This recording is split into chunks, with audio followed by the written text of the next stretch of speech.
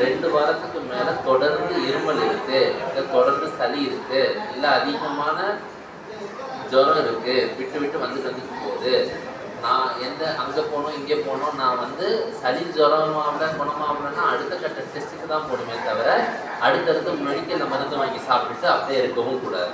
சளி மாத்திரை எது மாத்திரை போட்டாலும் கேட்கும், குறையும், ஆனால் அது ரொம்ப நாளைக்கு குறையாது. அதுக்கப்புறமேட்டு இந்த மாதிரி இருக்கிறது இந்த மாதிரி இருந்தால் உடனே டாக்டரை பார்த்துட்டு டிபிக்கான டெஸ்ட் எடுத்து பார்க்கணும். சரியா? கவர்மெண்ட்டில் கிட்டத்தட்ட 3000 ரூபா 4000 ரூபா மதிப்புள்ள டெஸ்ட் எல்லாமே ஃப்ரீயாகவே பண்ணுவாங்க. ஆரம்ப சுகாதார நிலையத்திலே பண்ணுவாங்க, ஃப்ரீயாகவே பண்ணுவாங்க. சளி டெஸ்ட் எடுத்து அவங்களே செக் பண்ணி பார்த்து இருக்குது இல்லைன்னு சொல்லிவிட்டு அவங்க அடுத்தது பார்த்துக்குவாங்க. சரிங்களா? சரி, வேறு என்ன பண்ணணும்? உங்களுக்கு தெரிஞ்சவங்க கேட்டால் டிவி என்னன்னா அவங்கள பதிவு பண்ண வைக்கணும். பதிவு பண்ணால் என்னதுன்னா மாத்திரை முழுசாகவே ஃப்ரீயாக கொடுப்பாங்க. அந்த மாத்திரைலாம் நீங்கள் தனியாக வாங்கணும்னு நினச்சிங்கன்னா ஒரு நாளைக்கு 600 ரூபாய் 700 ரூபாய் ஆகும். அந்த மாத்திரையை 6 மாத காலத்துக்கோ 8 மாத காலத்துக்கோ உங்களுக்கு எவ்வளோ நாள் சாப்பிடணுமோ கவர்மெண்ட் ஃப்ரீயாகவே கொடுப்பாங்க.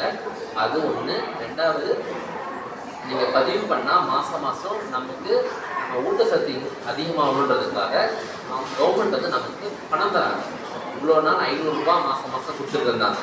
இப்போ தமிழக அரசு அதோட பட்ஜெட்டில் வர செப்டம்பர் அக்டோபர் மாதத்துலேருந்து 1000 ரூபாவா அதிகப்படுத்த போகிறாங்க.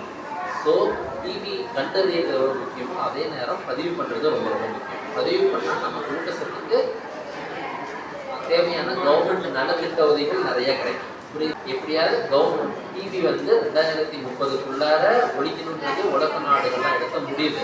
ஆனால் இந்தியா 2025 முடிக்கணும்னு முற்பட்டு அதுக்காக பெரிய அளவில் நான் சொன்ன வருஷத்துக்கு 30 பில்லியன் அமௌண்ட், 1 கோடி 2 கோடி இல்லை, 30 பில்லியன் அளவுக்கு செலவு பண்ணுறாங்க. இந்த மருந்து மாத்திரை கொடுக்கறதுக்கு, டெஸ்ட் கொடுக்கறதுக்கு, டாக்டர் சம்பளம் கொடுக்கறதுக்கு, இந்த வைத்தியம் பண்ணுறதுக்கு எல்லாத்துக்கும். அதனால் இது தயவு செஞ்சு உங்களுக்கோ இது உங்களோட வீட்டில் இருக்கிறவங்களுக்கும் நீங்கள் கொண்டு போய் சேர்க்கணும். சரிங்களா? சரி, வேற எப்படி நான் இதை தடுத்துக்கிறதுன்னு கேட்டிங்கன்னா, ஒன்றும் இல்லை, சின்னதாக அதிக கூட்டமாக இருக்கிற இடத்துக்கு போகிற மாதிரி ஒரு சூழ்நிலை ஏற்படும் போது மாஸ்க் போட்டுக்கோங்க.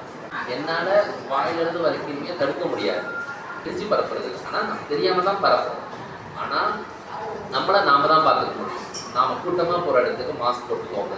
பெரியெல்லாம் ஹாஸ்பிட்டலுக்கு போகிற இடத்துக்கு மாஸ்க் போட்டுக்கோங்க. அதுக்கப்புறமேட்டு இரும்பும்போது கர்ச்சீஃபோ துணியோ வச்சு முகத்தை மூடிட்டு இரும்புங்க. சரியா? அதுக்கப்புறமேட்டு வெளியில் தான் போயிட்டு வந்தால் கை காலில் நல்லா சோப்பு போட்டு கழுவுங்க. இதெல்லாம் சின்ன சின்ன விஷயம் உங்களை நீங்களே தற்காத்து கொள்வது.